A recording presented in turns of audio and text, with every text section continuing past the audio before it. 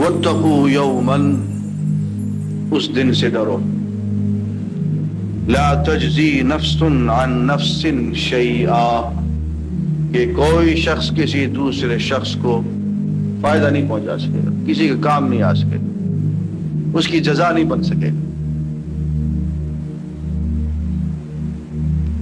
ولا يقبل منها شفاعہ، اور اس سے کوئی شفاعت سفارش قبول نہیں کی جائے گی۔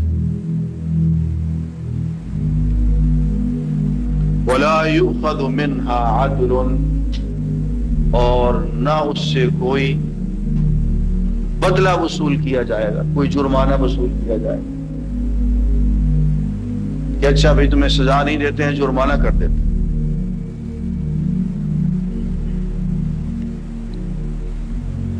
ولا هم ينصرون، اور نہ ان کی مدد کی جائے گی۔ دوستو، قرآن مجید کی ہر آیت میں اعجاز ہوتا ہے، ہم صرف غور نہیں کرتے۔ اب اس آیت کے اندر بھی ایک معجزہ موجود ہے، اعجاز موجود ہے۔ جب کوئی مجرم قابو میں آ جاتا ہے نا، تو اس کو بچانے کی، اس کو مدد کرنے کی صرف 4 ہی صورتیں ہوتی ہیں۔ ایک صورت یہ ہے کہ کوئی آدمی یہ کہے جی اسے کچھ نہ کہے، اس کی جگہ مجھے پکڑ لیں۔ ایک شکل یہ ہوتی ہے کہ کوئی بڑا آدمی اس کی سفارش کر دے۔ تیسری شکل یہ ہو سکتی ہے کہ اچھا بھی اس کو سزا تو نہ دیں، اس پہ کوئی بڑے سے بڑا جرمانہ لگا دیں، فدیہ دے دیں۔ چوتھی شکل یہ ہوتی ہے کہ بہت سے لوگ مل جائیں اور جلوس لے کے یا لشکر لے کے آ جائیں اور اس کی مدد کریں، اس کو چھڑوا کے لے جائیں۔ یہ 4 شکلیں ہو سکتی ہیں نا، اور کی 5ویں شکل تو نہیں ہو سکتی۔ قرآن نے 4 کا ذکر کر دیا ہے۔ اب میں دوبارہ پڑھتا ہوں، غور کیجیے۔ مجرم کو بچانے کی ہی 4 شکلیں ہو سکتی ہیں، 4 کا ذکر کر دیا یہاں۔ پہلی بات، لا تجزی نفس عن نفس شیئا، کوئی ایک شخص دوسرے شخص سے کام نہیں آ سکے گا، بدلہ نہیں بن سکے گا، کوئی شخص جزا نہیں بن سکے گا دوسرے آدمی کی کہ گناہ اس نے کیا تو اس کو پکڑ لو۔ یہ تو بادشاہ لوگ ہیں نا عیسائی، کہ شراب خود پیتے ہیں، زنا خود پر کرتے ہیں، بھگتوایا اپنے نبی سے۔ واہ رے واہ، مزہ آ گیا۔ ساری زندگی عیش اڑاتے رہو، اور بھگتے کون؟ ان کا نبی عیسیٰ، اس کو لٹکا دو سولی پہ۔ کہاں نہیں، ایسا نہیں ہوگا، کوئی کسی کا بدلہ نہیں بنے گا۔ لا تزر وازرۃ وزر اخری، کوئی کسی دوسرے کا بوجھ نہیں اٹھائے گا۔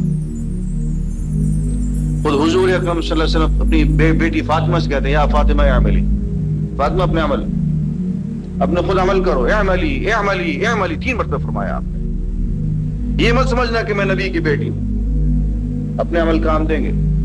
اور یہ حوصلہ تو ہمارے پیروں کا ہے نا، کہ یہ ہاتھ میں ہاتھ دے دیے تو سیدھا جنت میں چلے گئے۔ واہ رے واہ، مزہ آ گیا۔ باقی صاحب کچھ رات میں بیٹھے پی رہے ہیں، مثلا افیون کھا رہے ہیں، انہیں نشے میں دھت ہوں، اول فول بک رہے ہوں، لیکن ان کے ہاتھ میں مطلب ہاتھ دیا تو سیدھے جنت میں چلے گئے کہ جی یہ پہنچے ہوئے ہیں، میرے ایگزام کے پہنچے ہوئے۔ میں نے کہا یہ جہنم میں پہنچے ہوئے، تمہیں دکھتا نہیں ہے، تمہیں نظر نہیں آ رہا، ہم سے پوچھو، ہمیں دیکھ رہے ہیں جہنم میں پہنچے ہوئے، تمہیں بھی وہیں لے جائیں گے، ان کے ہاتھ میں ہاتھ دیکھ کے تو دیکھو، جہاں خود جائیں گے وہاں تمہیں لے جائیں گے، پہلے اپنی تو خیر منائیے۔ کوئی کسی کا کام نہیں آئے گا دوستو، قرآن کہہ رہا ہے، اپنی طرف سے نہیں کہہ رہا ہوں میں۔ فرمایا کہ لا تجزی نفس عن نفس شیئا، کوئی شخص کسی دوسرے کے لیے جزا نہیں بن سکے گا۔ ولا يقبل منها شفاعہ، اور کوئی شفاعت قبول نہیں کی جائے گی، مجرم کی کوئی شفاعت قبول نہیں کی جائے گی، کافر کی، مشرک کی کوئی شفاعت قبول نہیں کی جائے گی، کسی کو جرأت نہیں ہوگی کہ اس کی شفاعت کرے۔ من ذا الذی یشفع عنده الا باذنہ، کون ہے؟ الفاظ پہ غور کیجئے، من ذا الذی، وہ ہے کون؟ یشفع عنده، جو اس کے ہاں شفاعت کر دے، الا باذنہ، ہاں اس کے اذن سے، اس کی اجازت سے۔ ذرا عربی زبان کے اسلوب پہ تو غور کریں. آپ لوگ تو عرب میں یہاں رہتے ہیں, کبھی نہیں سننا یہ کہ من ذا الذی, یارو ہے کون؟ اللہ تعالیٰ پوچھتے ہیں من ذا الذی یشفع عندہ الا باذنہ, وہ ہے کون جو اس کے ہاں شفاعت کرے اس کی اجازت کے بغیر. تو مجرموں کے لیے, مشرکوں کے لیے, کافروں کے لیے, مجرم سے مراد کافر و مشرک ہی ہیں یہاں پہ, ان کی شفاعت قبول نہیں کی جائے گی اور کسی کو شفاعت کرنے کی جرت نہیں ہوگی. تو دوسری بات بیان کر دی, کوئی کسی کا بدلہ نہیں بنے گا, کوئی شفاعت قبول نہیں ہوگی. اور تیسرا یہ وَلَا يُؤْخَذُ مِنْهَا عَدْلٌ, کوئی فدیہ قبول نہیں کیا جائے گا, جرمانہ نہیں کیا جائے گا. وَلَا هُمْ يُنْصَرُونَ, اور نہ ان کی کسی طرف سے مدد پہنچ سکے گی. چاروں کی چاروں باتوں کی نفی کر دی. یہود کے ہاں یہ عقیدہ موجود تھا کہ ہم تو انبیاء کی اولاد ہیں, نحن ابناء اللہ و احباء, ہم تو اللہ کے بیٹے اور اس کے محبوب ہیں, ہمیں تو تکلیف پہنچے بھی تو بہت معمولی, فوراً ہمارے نبی آئیں گے اور ہمیں چھڑوا لیں گے. انہیں سے یہ کہا جا رہا ہے کہ انبیاء کی اولاد تم ہوتے پھرو, لیکن اللہ تعالیٰ کی ایک سنت ہے, اس کا ایک ضابطہ ہے. دوستوں, میں اپنے دوستوں سے جو کہ اپنے پیروں کے, میں ان سے ایک سوال کیا کرتا ہوں کہ ادھر دیکھو سیدنا نوح اپنے بیٹے کو نہیں چھڑوا سکے, تڑپتا رہ گیا بیچارہ, دیکھتا رہ گیا بیٹا سامنے ڈوب رہا. کیوں جی, پیر کا رتبہ زیادہ ہوتا ہے یا نبی کا؟ اور نوح علیہ السلام صرف نبی نہیں ہے, رسول ہیں, اور صرف رسول نہیں ہے, دنیا کے 5 رسولوں میں سے ہیں جن کا سب سے اونچا درجہ ہے, اولو العزم من الرسل. نبیوں کی تعداد ہے 1,24,000, رسولوں کی تعداد ہے 315. نبی اور رسول میں کیا فرق ہوتا ہے؟ وہ جس پہ کتاب نازل ہو وہ رسول ہوتا ہے, 315 ہے. اور رسولوں میں 25 کا ذکر ہوا ہے قرآن مجید میں, اور رسولوں میں 5 رسول وہ ہیں جن کو قرآن اولو العزم من الرسل کہتا ہے. رسولوں میں پکے عزم والے بلند رتبہ رسول, ان میں کون ہے؟ سب سے پہلے نوح علیہ السلام, پھر ابراہیم علیہ السلام, پھر موسیٰ علیہ السلام, پھر عیسیٰ علیہ السلام, پھر محمد رسول اللہ.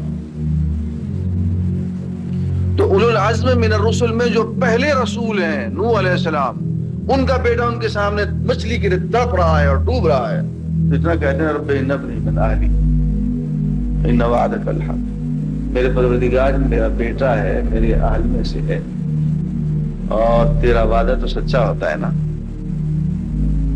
اتنی سی بات کہی ہے, یہ نہیں کہا کہ میرے بیٹے کو بچا لے. ابھی تمہید باندھی ہے, اور آگے کی آیتیں آپ نے پڑھی ہوئی ہوں گی, کتنی سخت آیتیں آئی ہیں. انہ لیس من اہلک, تیرے اہل میں سے نہیں ہے یہ. انہ عمل غیر صالح, اس کا عمل غیر صالح ہے, معاملہ اس کا بگڑا ہوا ہے. آگے فرماتے ہیں کہ ولا تسأل ما لیس لک بہ علم, اور جس چیز کے بارے میں تجھے علم نہ ہو مجھ سے اس قسم کے سوالات مت کیا کر, ایسی باتیں مت مانگا کر مجھ سے جن کے بارے میں تجھے علم نہ ہو.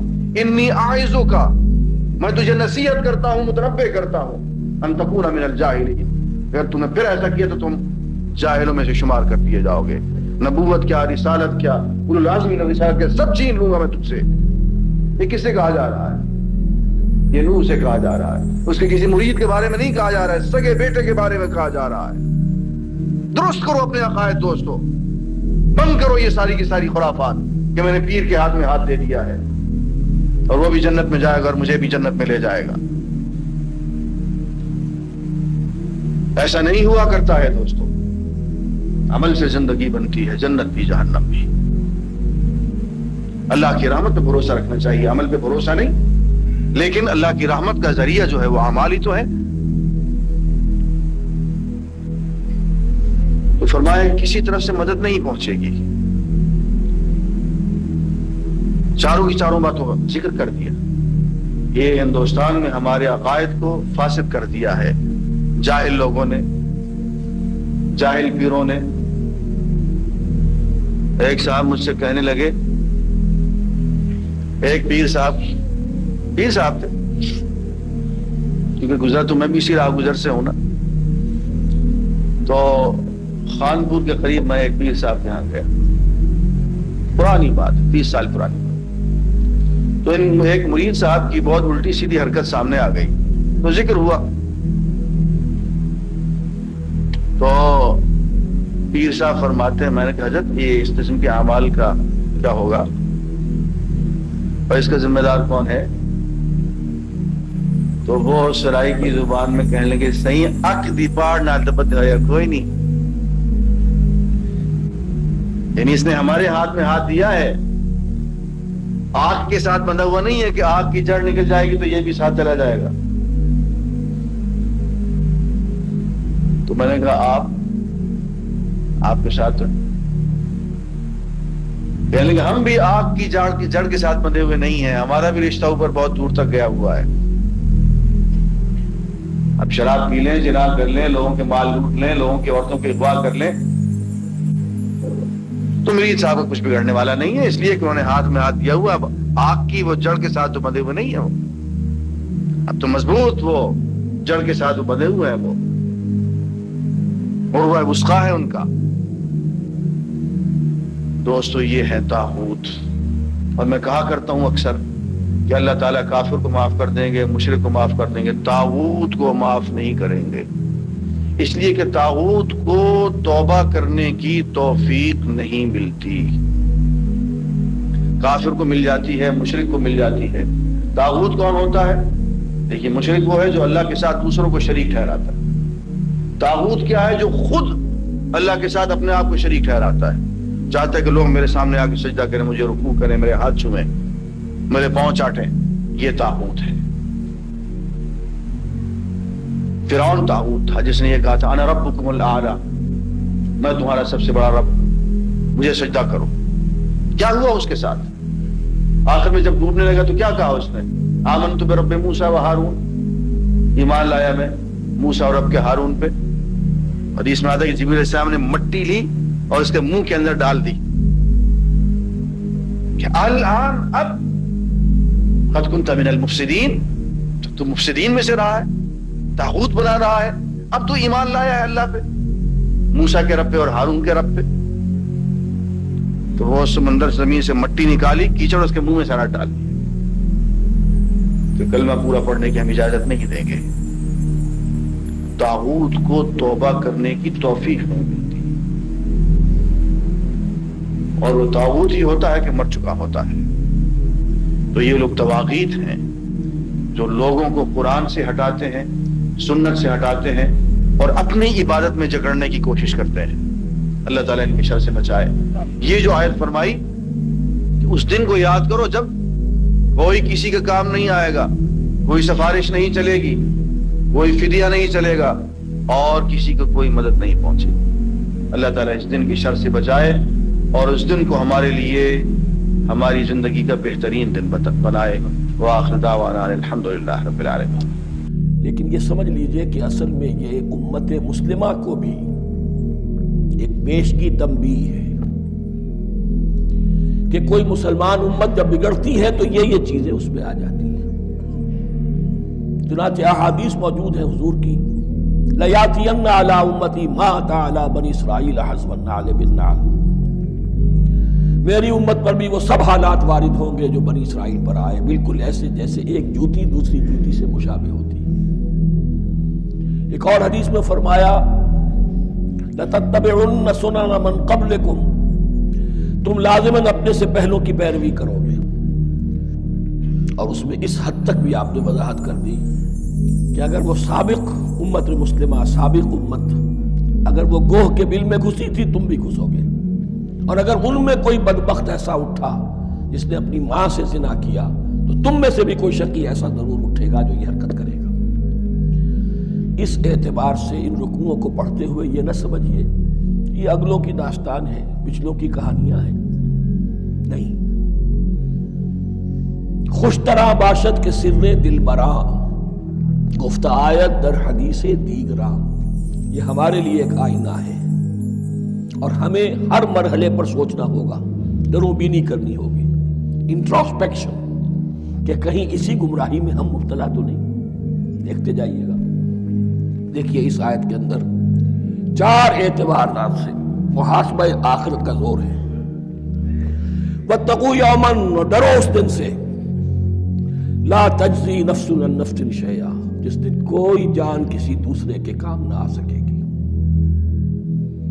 ولا یقبل منہا شفاعہ، اور نہ کسی سے کوئی سفارش یا شفاعت قبول کی جائے گی، کیٹیگوریکل ڈینائل، ولا یؤخذ منہا عدل، نہ کسی سے فدیہ قبول کیا جائے گا، ولا هم ینصرون، اور نہ انہیں کوئی مدد مل سکے گی۔ ہم نے طرح طرح کے عقیدے، شفاعت باطلہ کا تصور، اہل عرب سمجھتے تھے ہمیں یہ فرشتے جو ہے خدا کی بیٹیاں ہیں، یہ لات اور منات اور عزا، ہم نے ان کے بت بنا رکھے ہیں، پوچھتے ہیں یہ اپنے ابا جان سے اللہ کی بیٹیاں ہیں نا، لاڈلی بیٹیاں، چھڑا لیں گے ہمارے ہاں بھی تصور ہے اولیاء اللہ چھڑا لیں گے۔ یا شفاعت باطلہ، خود حضور کی شفاعت کے بارے میں جو غلط تصورات ہیں، ایک شفاعت حقہ ہے، اس کی وضاحت کا یہ موقع نہیں ہے، وہ آیت الکرسی پہ جب ہم پہنچیں گے انشاءاللہ تعالیٰ اسی سورہ مبارکہ میں تو اس کی وضاحت بھی ہوگی۔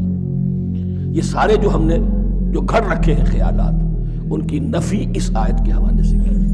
واتقوا یوما لا تجزی نفس عن نفس شیئا، کوئی انسان دوسرے انسان کے کام نہیں آ سکتا، ولا یقبل منہا شفاعت، کسی جان کی طرف سے کوئی سفارش قبول نہیں ہوگی، ولا یؤخذ منہا عدل، نہ کوئی فدیہ قبول کیا جائے گا، ولا هم ینصرون، نہ انہیں کوئی مدد مل سکے گی۔